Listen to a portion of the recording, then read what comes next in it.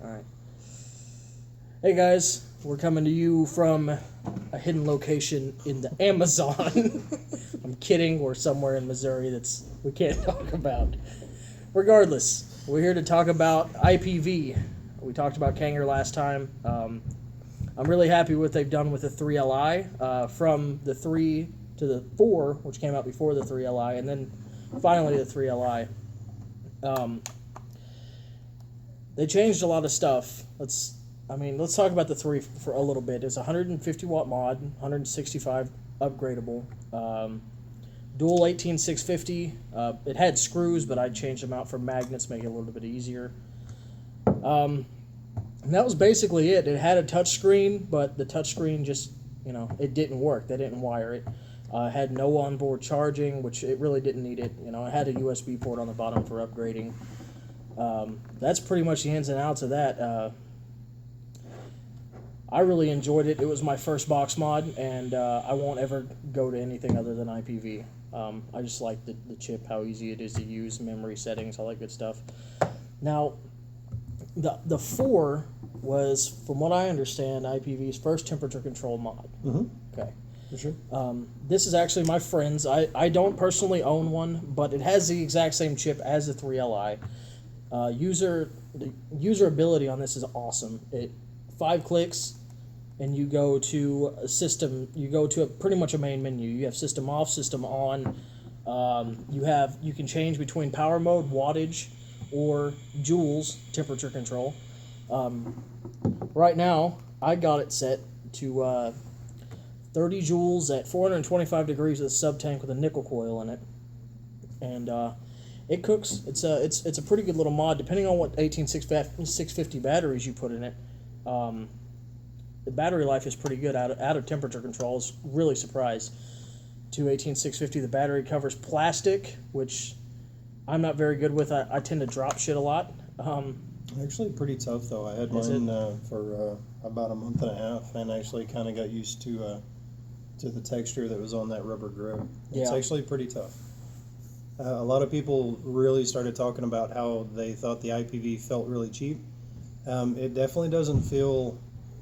It doesn't have the same fit and finish that the body of the 3 or even the 3Li has, but it, in its own right, it did kind of have a cool little form factor, and it kind of grew on me after a while. I kind of like the texture on the rubber, and I still think it was built okay. I mean, I don't think it came out of a Cracker Jack box. I think it would have held up, to anything that I would have thrown at it. So I was actually kind of impressed. It was a lot better than what I'd been hearing about at first. So. And then the 3Li, they basically just took the body of the 3. They made the touch sensor work. I think it's the same chip as the 4. It's got temperature control. Let's see, yeah. It will go up to 165 or 200 with an update as far as wattage. And then the touch sensor is active. So if you don't like that, you're definitely going to have to turn it off, because it's not just... it's anytime you block that sensor. So if it's down in your pocket and something falls on top of it, you're probably going to accidentally fire it. So I've accidentally fired it about twice now. I normally keep it off, but Yeah. it's good to have if you're I like the idea of it. If you're kind of in a tight spot and you don't, it's quicker. You know what I mean? But Yeah. I typically keep it off. It's normally in my pocket. From using all 3 of these devices, do you think any of them kind of stand out as far as the responsiveness of it or the power that it puts out? Do any of them seem smoother? Now, it's hard to say because that's my first temperature control mod. Okay, but I really like this. I like the 3Li more than I like the 3. Just because I think it's more responsive. The battery door is a lot better. You don't have to do any kind of modifications or anything like that. Sure, when you first get them, they're a little stiff. This too is a dual 18650. I like the responsiveness of it. I think it looks elegant for what it is. I mean, it looks exactly the same as a 3, but I think they put a how would I word that? I don't know. They put it's simplistic, yet it looks good. It's an eye-catching mod, and that's part of owning a mod is what it looks like too. When somebody sees you walking with this compared to an iStick 50, then I mean, what they're gonna say, wow, looks pretty cool. I mean, the logo, they've got the chips, what type of chip is in it on the front. I mean, I like that it's flashy. I mean, I like that it's responsive. I like that it's 50 joules temperature control, and if you upgrade it, it's 200 degrees or 200 watts, 576 degrees. You can build down to a 0.05, and with the upgrade, you have the option of using titanium wire if you're interested in using it. Yeah, I personally haven't used it. Yeah, has a mode built into it just for titanium wire. Now that's only with the upgrade, though. Yeah, it's only with the upgrade. I've owned the 4. I haven't owned the 3 or the 3Li, but I have used a bunch of them here in the shop, and I've used them from friends. They're all really good boxes. I usually don't build anything that's aggressive enough to need over about 100 watts or so. I don't really have the lungs for just crazy cloud chasing. I can build them, but I can't really vape them that well. The 4 was definitely a good mod. I usually ran it anywhere from 30 to 60 watts. With the 2 batteries in it, I got some pretty good life out of it. I never used the charging port in my 4. There was a lot of mixed stuff going around as far as it causing fires, and obviously there's always a witch hunt going on in the forums and things like that. I never used it because the last that I understood it, you had to have a very specific charger, and if you didn't use that, it would actually burn your board up.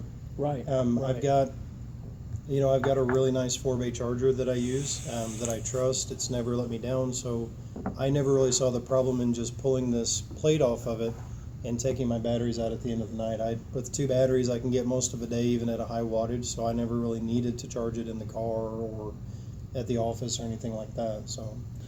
Now, one thing I notice that I really enjoy about temperature controls, even with, say, 2 MXJOs or Samsung 25Rs, when I use my sub-tank with a nickel coil in it on this, I get almost over 2 days worth of charge. Really, yeah.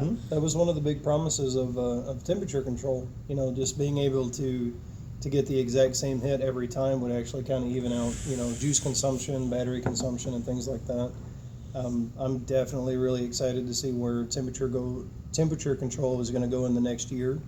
Me too. I don't think it's ready for all of us to start bailing out for it right now, but I definitely think it's something that's going to stay.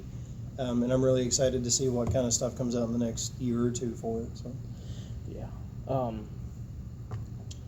To be honest, I really like temperature control. At first, I was on the fence. I didn't know what to think about it. I didn't know if I had to run it at a certain temperature, if I had to run it, how many certain joules.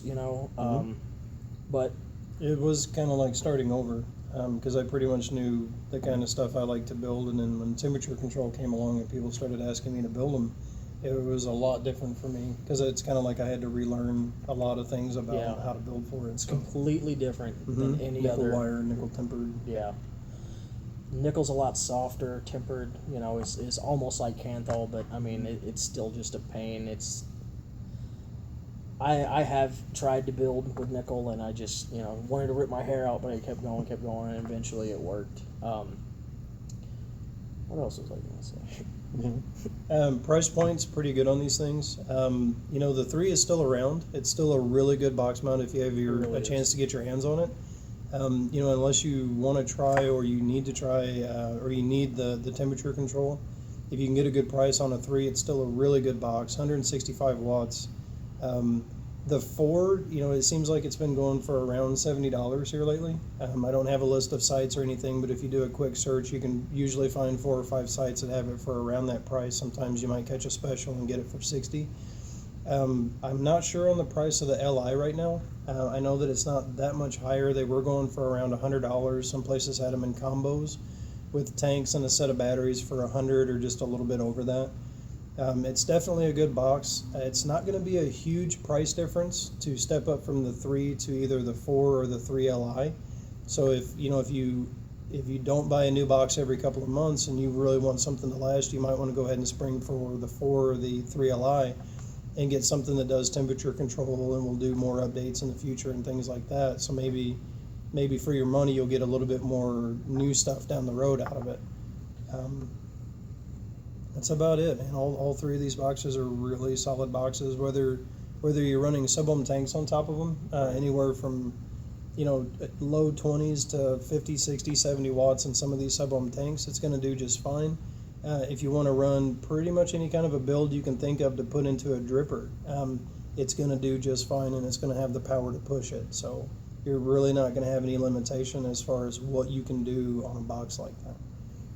Now, this does come in silver as well. Both the IPv3, the 3 comes in silver and black. The 3Li comes in silver and black, and also the 4 comes in silver and black.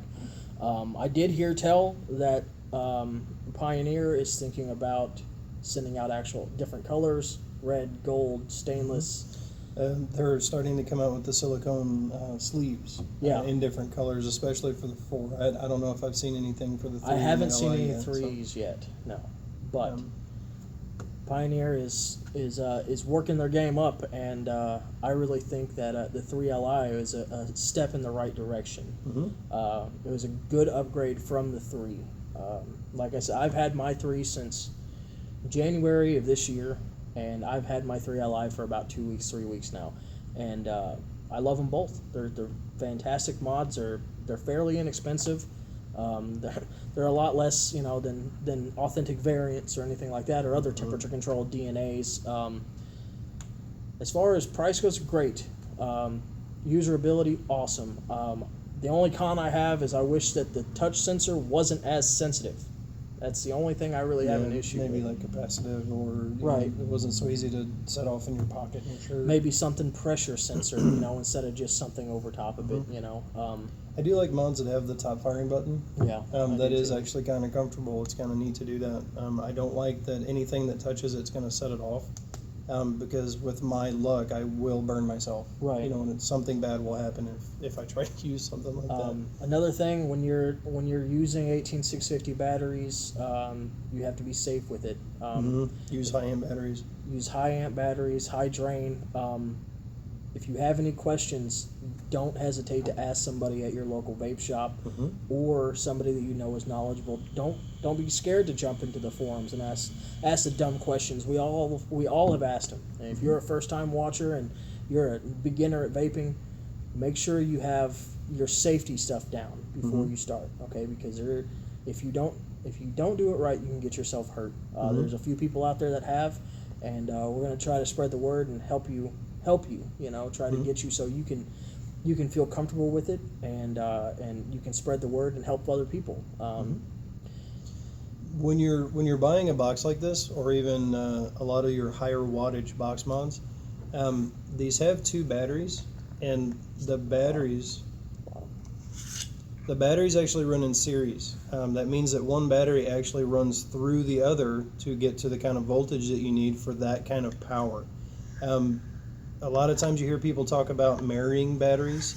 What that means is that when you finally get one of these boxes, unless you have a brand new set laying around, buy a pair of batteries when you get the box. You marry them together. It means that you only use those 2 batteries in that box, and they only come out to go into the charger. They discharge at the same rate. They charge at the same rate. The batteries lose capacity over time. They age. The idea is that you don't want one really weak battery with a very strong brand new battery trying to push its way through it and pushing it past its limits and causing it to vent or catastrophically fail. For the money that you're spending on any of these boxes, it's not that expensive to get a good set of batteries, and you're definitely way ahead by having a married pair of batteries that only belong to that box. There's a lot of people that talk about batteries that are sort of new.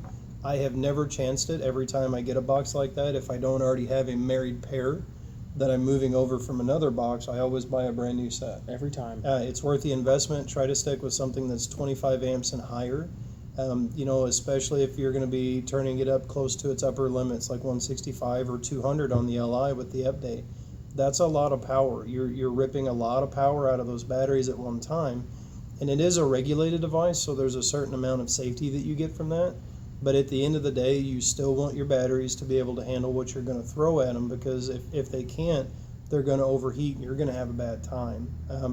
I don't think that every battery malfunction is going to explode like a hand grenade and take the room out, but anytime a battery vents, it's extremely hot and it's extremely scary. I've seen it happen at the shop. You know, we've had to throw stuff out in the parking lot before. It's not something that you want to do when you're driving. You're just way better off to get a good set of batteries, and that way, even if you're a new builder, you can still be pretty confident about learning how to build. You know, you can watch a ton of YouTube videos, get in the forums. There's so much good information out there. You can get your entire education off trial and error and watching videos. That's how I did it. That's how I did it years ago. It's easy to do. You know, be safe about it. And when you have safe batteries, when you're building, if something does go wrong with your build and you get way too low or something shorts out, the chip is going to pick it up and it's not going to let you fire it. Right. I really like these boxes, especially for people that want to learn how to build. They've got more than enough power than you need. They have way more power than a mechanical can put out.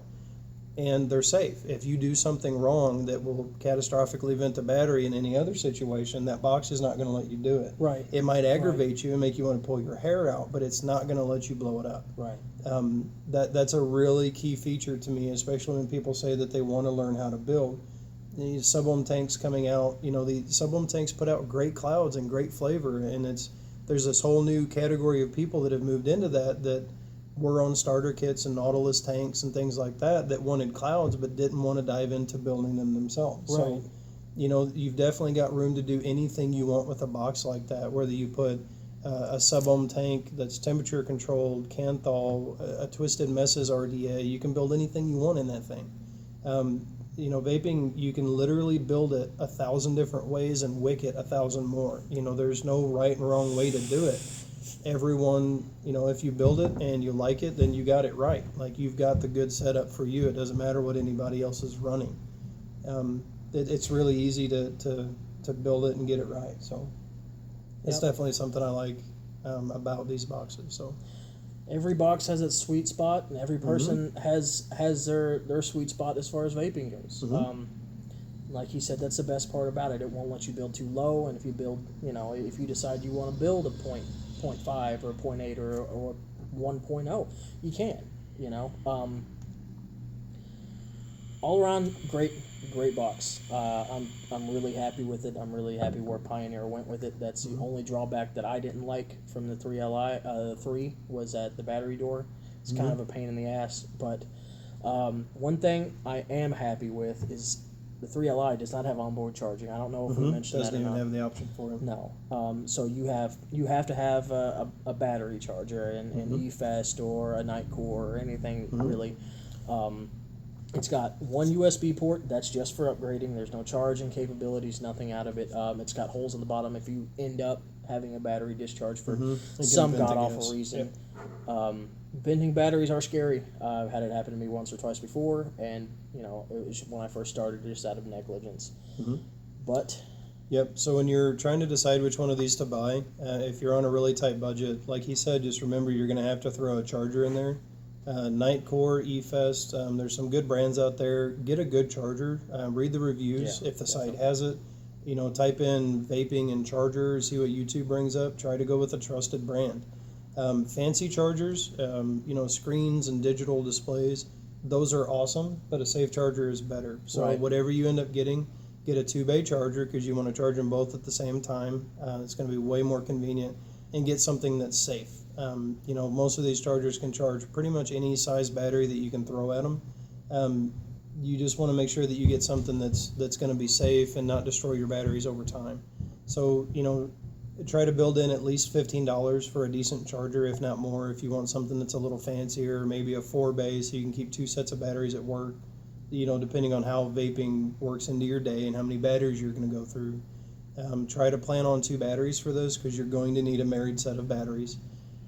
Exact same married batteries, and then, you know, try to build in some money for a tank or an RDA if you don't already have one. So, you know, if you're new to this and you're not using a sub-ohm tank or an RDA, you're going to have to build in at least $20 or more to get a tank or something else to put on top of it to take advantage of that.